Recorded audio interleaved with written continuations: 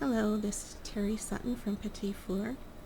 So today we're going to show you how we plant tulips in a trench, fairly close for cut flower production. Unlike landscape design, we don't give them 6 inches each and plant them in swirls around your trees, etc. So we're going to just use, this is my dahlia bed, and then by the time we pull out these tulips, that will be time for me to put in my dahlias.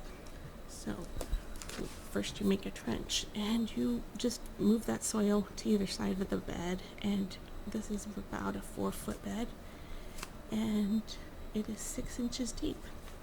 It's in a nice full sun spot and it has good drainage, so an excellent soil. These tulips don't get any fertilizer because they already have everything they need in that bulb to grow beautiful tulip. So, and they're just going to grow once and before they're harvested. And at harvest time, what we do is you reach in, you wiggle that stem and you wiggle that whole tulip out, bulb and all. And then you're just going to cut that bulb off at the end and not use it again. Just throw those in the compost. So now we're ready to place the tulips. We just spill in some of those bulbs and we space them out like eggs in an egg carton. They're fairly close, not really touching.